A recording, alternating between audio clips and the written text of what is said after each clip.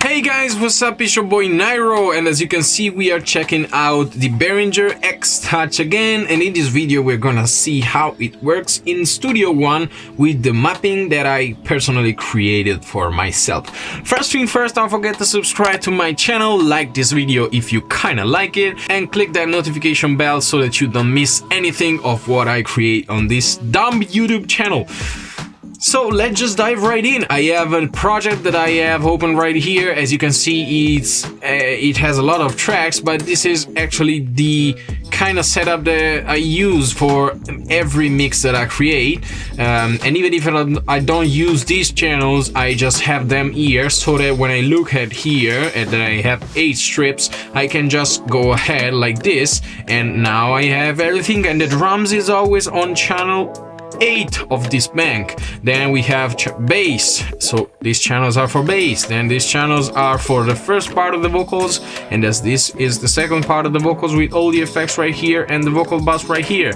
Then for the real instruments, then for the synths, and then for the effects, and at the end there's a master, the rear bus, and everything else. Okay, so let's just check everything. As you can see, these faders are pretty damn good. They have a good touch and a good feel, and they just don't make that much noise even when switching them. And they are super fast indeed. Everything is super hyper fast, okay? So let's see everything from here, and then we'll move here and see everything of the most difficult part, which is probably right here. Okay, so faders, everything works as expected. They work as faders, volume faders.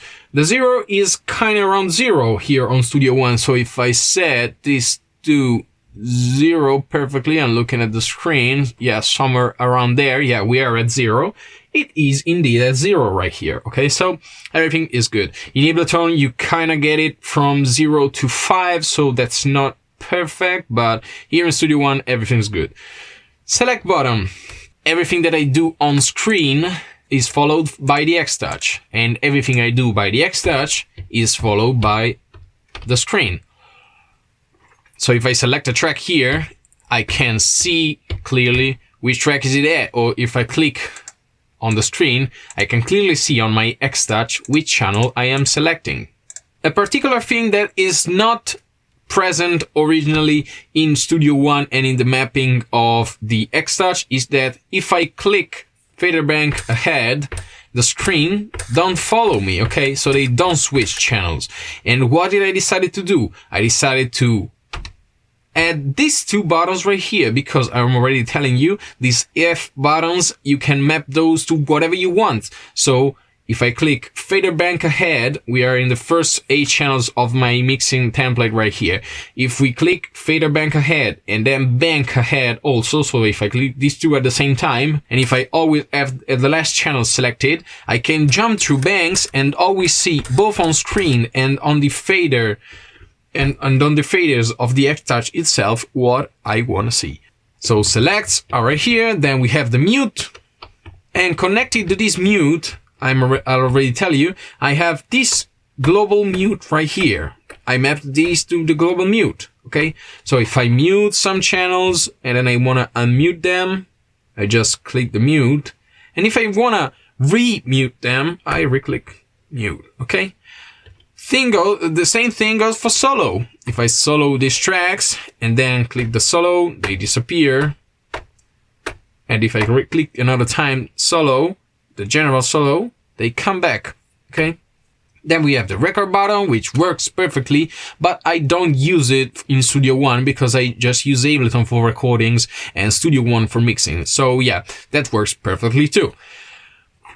Now, to talk about the rotaries, we have to check in which section, which encoder a sign is on, okay? So if you click on track, we can just see bypass all, monitor, input, and output. So these 4 knobs and these knobs right here control things for the specific channel that we have selected. So this is number 1.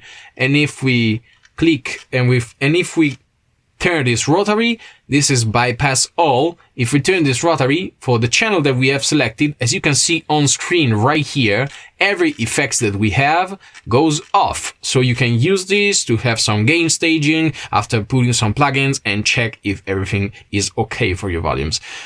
Monitoring is to turn monitoring on and off if you want to record. So this button right here. Input, you can select which input you want, input left, input right, etc. And this is for selecting where you wanna send this channel to. So this currently goes to the channel, to the bus called drums, which, let me go back to pan surround, is this bus right here. These are currently not usable. Why? Because we are on a channel that doesn't have any sends on. If you go on channel 2 and I'll select it from with my mouse just to show you that it's the same thing, a number here disappear and it's 0. If we switch this to 1, look on the screen. I promise I'm rotating this rotary. Yeah, it became 1. And here, the send is completely turned off now, okay? So this bypasses the sends. Send 1, 2, 3, 4. Now let's go ahead. Pan surround. Pan surround is what I use the most, probably. We have pannings. We have the name of the channels right here, the volume, which they are at right here, and then you can use the rotaries to control the panning. You can see on the screen that we are switching the pannings of the channels called K, which is kick for me, and the channel not name because I don't have any track right here. If we click the buttons on the rotary, because this can be our clickable rotaries, we just go to 0. Then let's go ahead because we don't have anything else with this pan surround thing, okay? EQ. What does EQ do? EQ is a bypass effects on that channel. So on this channel right here, which is again is called K, that stands for kick, we have 1, 2, 3, 4, and 5 plugins, okay? So we can see 1, 2, 3, 4, 5, number 0, and then we don't have nothing because we don't have effects 6, 7, and 8. If we turn the rotaries right now, yep, it goes to 1, and the first effects is turned off. I turn the number 3, and number 3 is turned off, and the same goes for every one of them.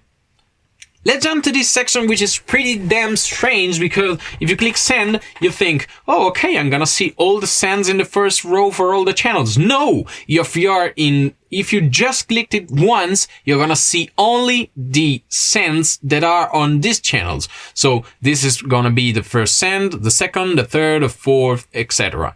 So let me go on a channel called drums, which has some more sends. And as you can see on screen, we have 3 of them. So these channels has 3 sends called parallel drums, sidechain, bass, and side reverb. Okay.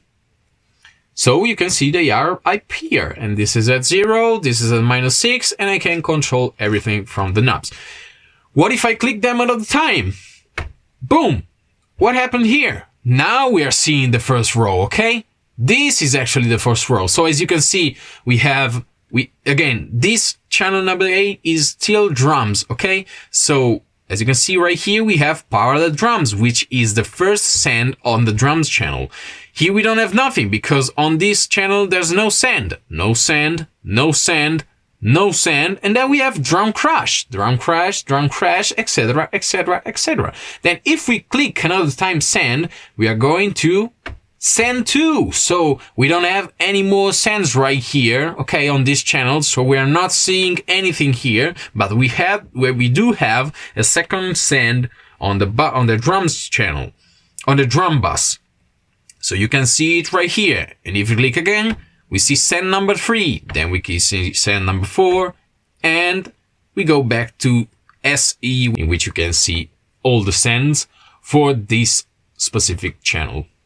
Okay, now we can click plugin.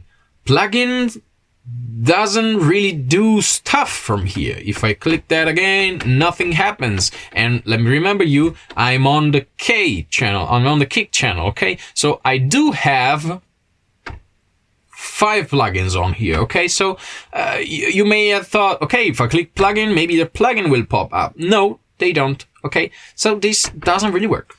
This is for real. You can't see plugins clicking plugin button, and that's a bit sad, okay?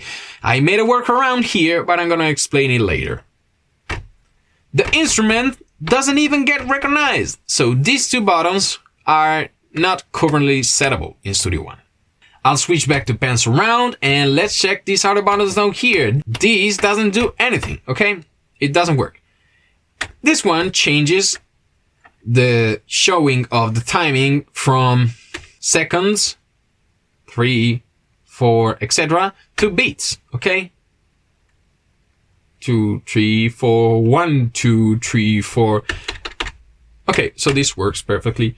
Then we have this section right here. This section right here is used for showing or hiding some tracks from the 8 channel strips that we can see right here.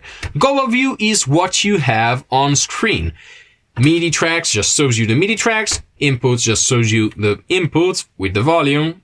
Audio tracks just shows you the audio tracks. Aux, buses, and this is really good because I have drum bass, bass, vox, real instruments, synths, effects, and master. These are all the buses that I currently use in my templates and for my mixes. Then we have the outputs. I currently have one output set it up so we can see one only. And then we have user, which is again what you can see on here. So this is pretty damn close to the same thing. Then we have these F buttons right here, and these are really good, and you can see what they do if you click on here on screen, if you click here and you click control. Okay, so this is the mapping that I've done for these effects buttons. Okay, so this goes for previous bank and this goes for next bank. You can clearly understand what this does by looking at the screen. It just jumps from 8 to 8 channels. And why do I have this? For the thing that I said before. If I click further bank and banks ahead or next bank at the same time, I always see what I click both on my X Touch and on the screen, so that I don't have to look and search on the screen if I changed something on the X Touch only. Then we have this thing. This is the magical thing that I created. Okay, so this opens up the plugins on the currently selected channel. Let's have a look. Let's open this up and boom. As you can see on channel 1, we have channel 6, a plugin called channel 6, VU meter, Pro EQ, transient master, and purest console. Okay, so this opens up the plugins for the currently selected channel. And what will these arrows do? They just go ahead and back with the plugins on the channel. So this just works perfectly for me because I can open the plugins for the selected channel that I want. This is another channel. Okay, we only have channel 6 and the VU meter, as you can see. Okay, let's go in the drum bus, and I'm gonna do that in this way. Let's open up. Here we have everything: purest console, VU meter, J37, channel 6, Pro EQ, Vari comp from native instrument, etc., etc. So this works really great for me. I finally found a way to open plugins and to have some more control. But this will make you think, okay, I can open them up, but can I control them? Absolutely yes, I found a way to do that. So you open them up, and when you have opened them up, you click on the plugin section. But you can't see anything on screen. Why? Because we don't have the control button on. Let me click that. Boom! This is the first plugin on, and as you can see, you have the control name right here, which is console, the first knob of this small plugin, which is amazing, which is called channel 6. Then we have the drive, then we have the output, so we can control everything directly. Isn't this incredibly good? Yeah, for me it is. Let's go ahead and see if we have anything else mapped. No, we don't have anything else mapped, but you can map everything whenever you want. You can control 8 parameters. 8 parameters because we have 8 rotaries, so that's just the max that you can have right now. Okay, so you can control plugins too, and if you turn them off, they go off on the screen. Let's go back to pans around and check this other section right here, which is a general mono buttons. So this is for the main channel, and this is a mono left and a mono right. that are currently controlled with this binaural pen here on the master channel. I really don't need this anymore because now that I have my Audient ID44, I can map one of these buttons right here that you can see as a mono left, or which is the usual mono that I use to have through mono. But yeah, I still have them right here. I would like to jump down here, but I'll show you another thing that I forgot about, which is this flip button. Flip button, you can clearly understand what it does. It flips rotaries and faders. Okay, so as you can see, only these channels are all in the middle with I'm talking about panning, and this channel is a bit on the left. Let's flip it. Yeah, and as you can see, everything here is on the kind of middle section of the faders, and this is on the left. So let's change these and put the panning on the right side. Let's flip it. Yeah, can you see it? We are on the right. Let's put it back here, around what it was.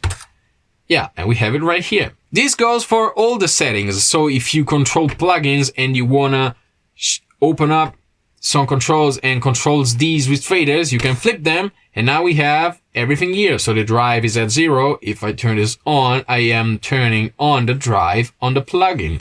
This is really great, I think. Really, really great. So let's flip this stuff back and let's go back to panning. These don't really need any explanation because these are just for the general section of the computer. So this is a shift, this is an option, a control button, and an alt button or a command button. These don't need explanation also, which is this is a save button, this is an undo button, cancel, and this was an enter button, but I changed it. I changed it to auto scroll. So if I remove this mixer right here from the screen, which I am doing with this channel that I called mix, I can turn on and off the auto scroll that you can see right here on the top of the screen. So let me click that. Yeah, can you see? This is the automation section, and this is really good, and it works perfectly in Studio One. So we have a read, write, trim, which is to eliminate the automation that you created, touch, latch, and I map these to show automation for the selected channels. So here, I don't think I have any automation, but yes, for this channel here, which is called piano, let me check that on the X Touch 2. Yeah, it's this one right here. Let me open it up in the mix. Here, this one. I have some mappings on, some automation on. Let me zoom in here.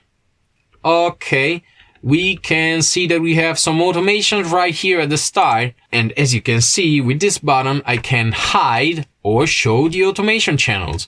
Let me just move this up a bit with the mouse. I'll click this, boom. And the 3 automated things that I have just pops up. This is, let me repeat, everything that you can see written here from myself, it's done by me on the script, okay? So if you kind of like this stuff or you kind of like the mapping that I created, just send me an email or a message and I'll send it to you completely for free. Okay, so everything here is pretty damn clear, and it was the most difficult part to explain. Then what do we have? This is the general solo button that I showed you before. This is the general mute button that I showed you before. This is a marker area, and here in this song, I have, as you can see, some markers called start, drums, drop, breakdown. So if I go to the first marker by clicking and clicking another time, or so many times the stop button, I can click on the marker and click the fast forward button. Just click it. You don't need to hold it. Click it and you go to the second marker, third, fourth, and back again, okay? So if marker is on, this will make you jump through markers so that you, if you want to listen to just a drop and listen to it another time and you want to go back to where the start of the drop was, you just click the marker and you click fast forward, fast behind, okay? And you can do it any other time, and you can do it also while the song is playing. So if I go to the one before, or to drums, or to drop, the music doesn't stop. The same thing goes if marker is off. So this area right here works as a fast forward and fast rewind. This last part here is what I created for the loop section. So this area right here wasn't really working as I wanted. So I created this. If I click in 2 times, the little arrows right here came up in this section. So let me remove those for now. And I click it and click it another time. Boom and boom again. As you can see, the arrows are all in the same place, or here where it says 50. So if I go ahead and click out now, we have a loop of 4 bars from 50 to 54. And how can I turn it on? Boom, with the loop button. Okay, I can click on and off. The last thing that I changed is that this button wasn't really used. There was with a scrub, but it didn't really work in Studio One. So I changed it and I use it to open and close the mixer. Okay. So this is really good for me and works really well. Everything I showed you here, let me repeat, everything I showed you here that has names written by me on it is changed by me.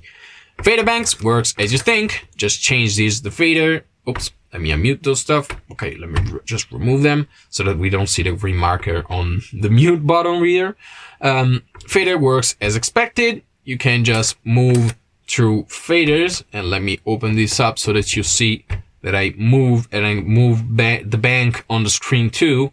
Yeah, everything works perfectly. And let me repeat, it's super incredibly fast. Channel just switches from channel to channel. So we are going ahead. As you can see, percussion is moving. Percussion. Nope. Percussion. Okay. It just moves from channel to channel, not in banks of 8. Then we have the jog wheel, which works in the arrangement view, in this kind of arrangement view, and just moves you around. I can't really change the size of the movement. So if I put these into, I don't know, super small, not 160 or not anything, not even here, in the other area that I don't remember where is it at, I just can get it to work as I want it. But yeah, it just works alright because, let me repeat, I am using Studio One only for mixing, so it's not a big deal for me. And this works perfectly for zooming or for moving between tracks.